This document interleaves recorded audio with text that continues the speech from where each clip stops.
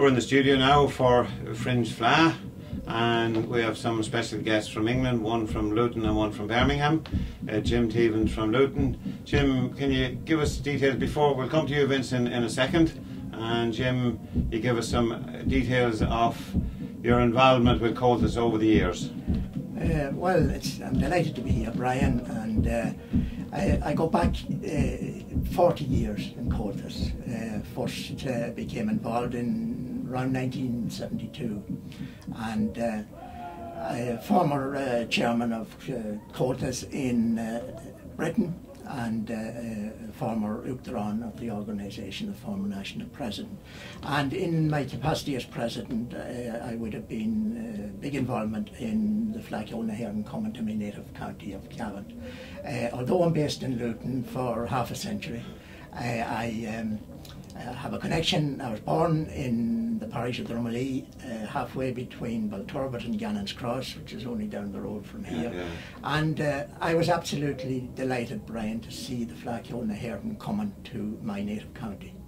And in coming to Fleadh in 40 years, I have never came across a more helpful committee than is here in Cavan Town, and that's been reflected over the past 3 years in one of the finest Fleadh that has been in 61 years. Well, we've spoken to a lot of people because we've streamed and we've been involved with the Fleadh from over the last 2 years, and everyone has said that people that attended ones in other parts of the country, they've said that apart from the friendliness of the people, and of course I'm native Cavan, but it's not just because I'm from Cavan, and what resources they put behind it, the facilities with campsites, with food, with everything, with security and venues, that it seems to have struck a chord with everybody, and every year they seem to have excelled in the delivery of it. It's been absolutely fantastic, and the same story I would be hearing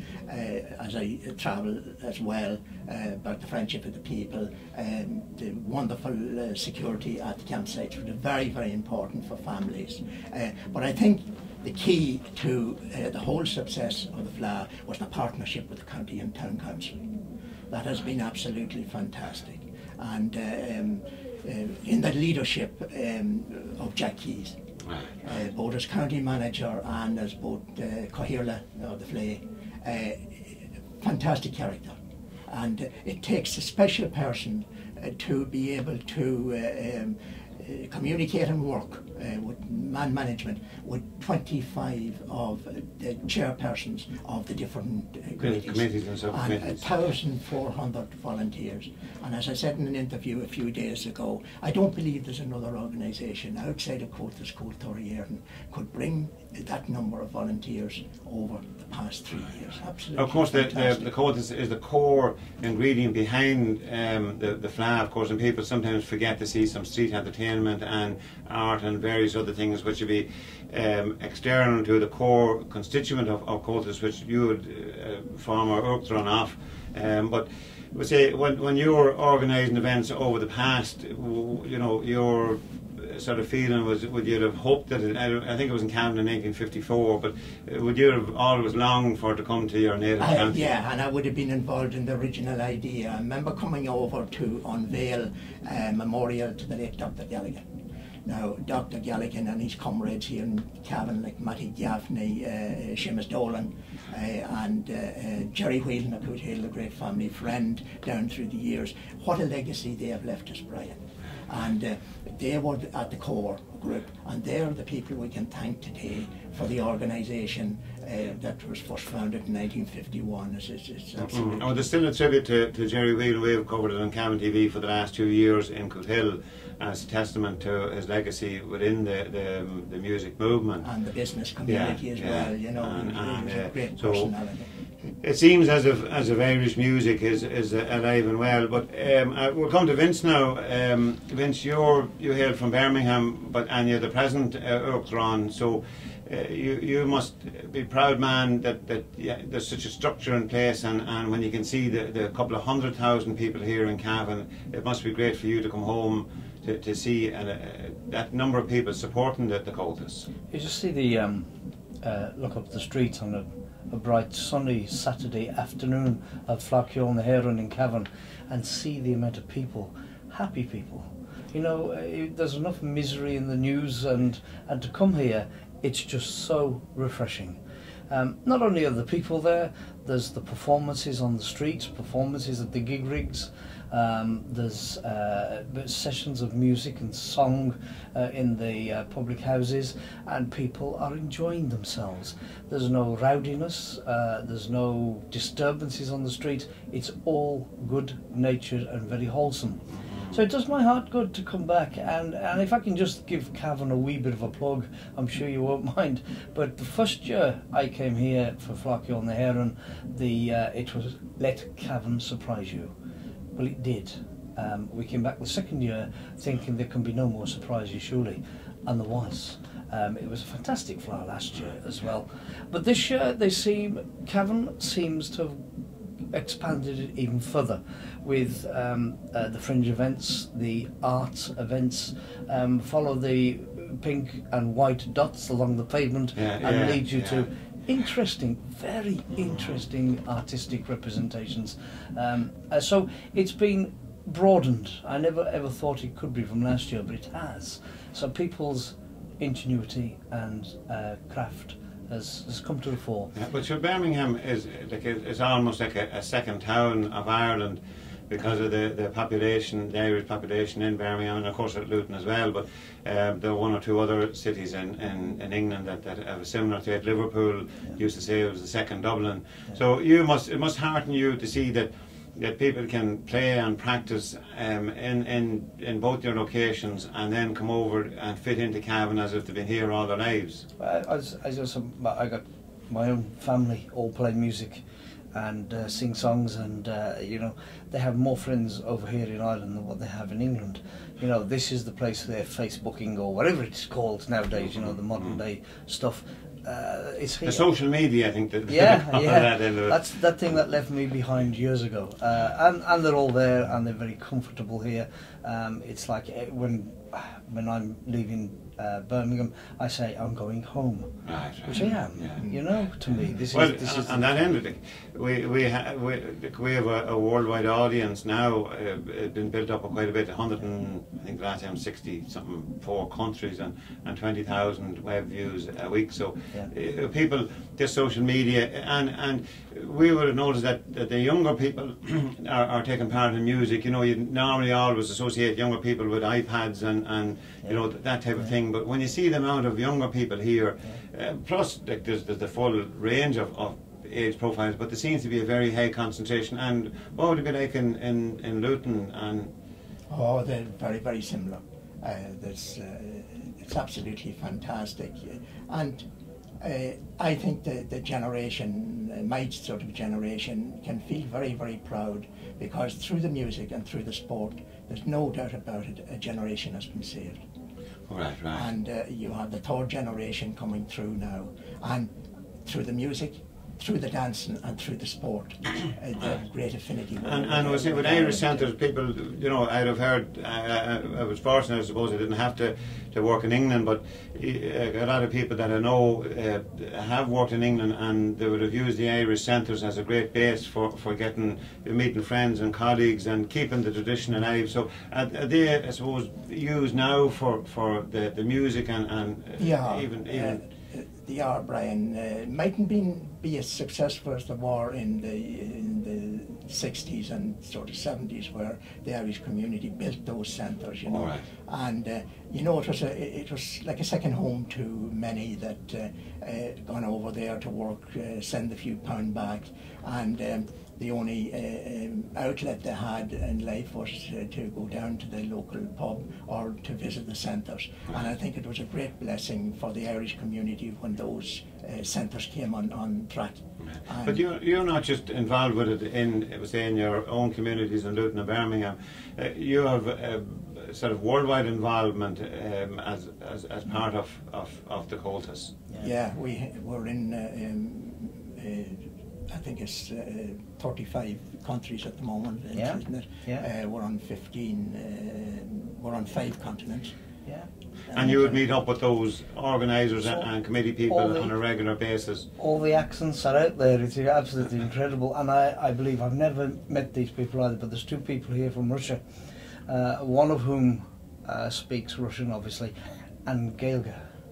He's a fluent Gaelic speaker. He doesn't speak English. And a beautiful singer in the Shadows. Yeah. All right. Which is lovely. And I think we have visitors from Tokyo. Yeah. There's visitors from Switzerland. I'd say probably... Yeah, apart from the usual countries that you'd associate with Irish tradition, like Australia and Canada and America. Yeah. So you're saying all these other, maybe some Asian countries as well. That's I think that's also the other thing about, you know, in Birmingham we have our own Irish quarter with an Irish centre and Irish pubs, and it's a very vibrant scene, it's a very ongoing scene, and people do still meet as they used to in the 50s and the 60s, you know, and still meet down there, but it has a different sort of feel about it now, because I think it's intergenerational now, you know, so we get all ages. Not only being beside each other, but mixing. So when maybe parents might have played for a number of years, and in the past, if the children weren't following on, they might have sort of dwindled out of it. But when they see the children getting involved, it's keeping people in it longer, bringing on new people, older people staying in it for longer. So it's become very robust now. And then spreads even further. Sorry, Jim. It spreads even further then to other nationalities, because it's cosmopolitan where we live, and they come in to play music. And Warwickshire GAA is huge in schools, so we will have lads from Pakistan origins and Indian origins, West Indians, Caribbeans, Spanish kids, all playing GAA games. Right. So the culture has moved over into those nationalities, and they see that the camaraderie and the social side of things, apart from the sports, which is important for people, and the music. So the tradition is moving, and I suppose you're getting something from them also, in that you're seeing that what some people sometimes associate, you know, you might have a different view, and when they come to visit you, play your music, play your sport, you see, God, they're not that much different than ourselves. That's the beauty of it, you know. And Vincent touched on it, being second generation himself, but I go around quite a few schools, and you'd be speaking at their assembly. All right. Be it on dancing, or be it on music and the Irish culture in general. And there was a Welsh lady that was the principal teacher of a Catholic school, and she came and had to chat to me over a cup of tea, and she said when she came to the school first, and she was talking to a few of the children, and asking them where they were going on holiday, and they said, we're going home. Well, she said, where is home? And they said, Ireland. And she couldn't get over this. So your job's a lot easier now when you go to different locations, different parts of the world. The vibrancy now within the music, and of course you mentioned the sport, the vibrancy. You're really, I suppose, like ambassadors now, travelling all over, giving the good news and the message about the traditions that Ireland has.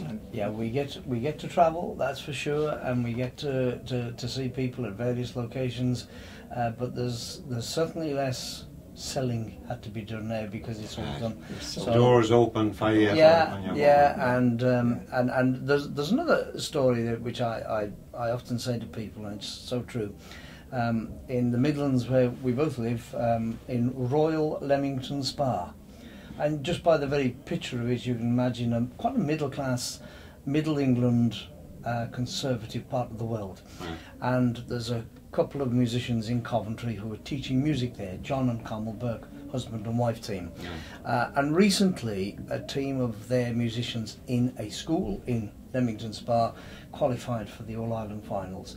And one of the dads said to me, completely English, no Irish at all, said, I've never been to Ireland before in my life. I'm really looking forward to it. So the development of music in his family, which is foreign to his family, has brought Ireland closer to them. Yeah. Right. But of course, you might have heard about the gathering, the initiative for next year to get people, encourage people to come to Ireland, and especially there's a strong initiative in Cavan here because of the good links that have been built up over the last 3 years, and the actual how Cavan has been showcased, how beneficial it is, and all it has to offer. Like if you take out what's Comhaltas, there's still, you mentioned the arts and various other things, so if that could be encouraged and cultured, you get a lot of people coming over like on the gathering initiative. Yeah, we're working on that, Brian, and I had the pleasure of attending the official launch of the gathering in the Irish Embassy in London a couple of weeks ago, and it amazed me, Brian, the number of Irish business people we have in London. All right. Fantastic crowd in the embassy, and we'll be working very, very close, Vincent and myself, to drive this. The GA are coming on board. The dancing schools are interested. I spoke to Jim Tully of the Cavan Association this morning. We're linking with them, we're linking with Tourism Ireland, and I certainly am looking forward to bringing a group back, the GA. If we could bring 2 teams, one GA team from London, one because it's not necessarily music, it's any initiative that can bring people over for whatever reason. They're even talking about family connections, anything at all, so that let people see, because like we don't have to sell Ireland to you, of course, and to loads of people that you meet, so it's an open door, and it's a great tradition now that Ireland can build upon. But Cavan have done it, Brian, haven't they? The fringe events are there. They can be there for next year, the year after, and the year after. So they're already thinking way ahead, way ahead of it. So well, we recorded both the gathering, the open day in the Hotel Kilmore in Cavan here, and the open day in Monaghan in the Den Cairn in Castleblaney. And the one here, there was over 200 people, and it was community groups, it was families, it was people who would organise small events, and they were the type of things that were now looked upon as a way of encouraging people to come over, that I suppose with support from formal support now through the gathering, it would give the different committees the incentive and the encouragement to be proactive and get people over. Apart from music, there's loads of other things, and it was interesting that at the end of on both nights now they read out different ideas, and some tables were 3 or 4, but they had to single it out. And it was amazing, even in Castleblaney had a large number of tables as well, and the similar principle that they only could read out one.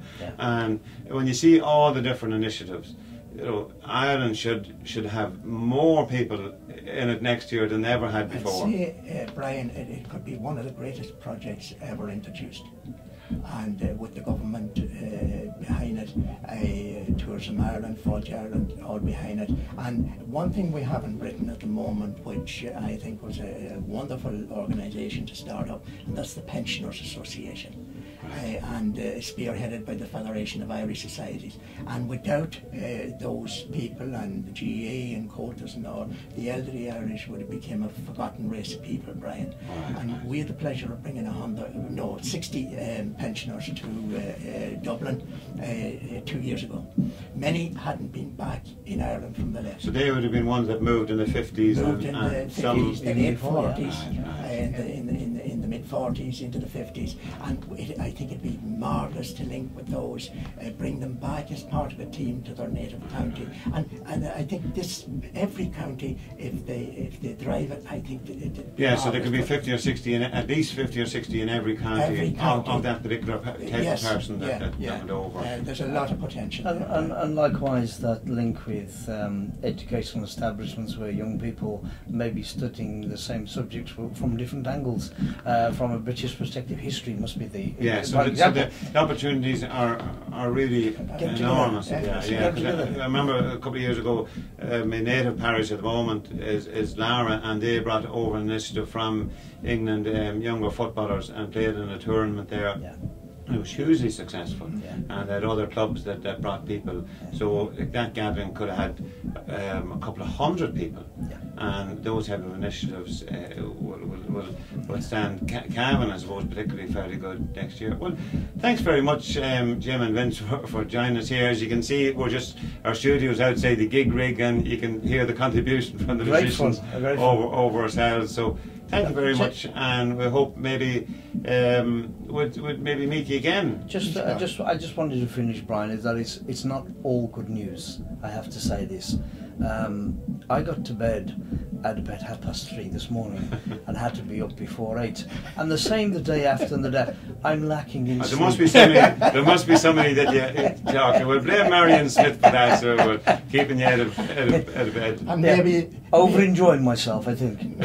Maybe the odd glass of Guinness is keeping the energy to keep going. There's a few pints involved. There's a few traditions you couldn't really break when you come to a town like this. And I think we're above the top of the town, and I think there's about 2 pubs, and this would be one of them for the best pints. So if you haven't had a pint in the top of the town, I'd highly recommend it. Now the interview's finished. We're going down over to the pint now. Okay, gentlemen, thank you very much. Thank you, Brian.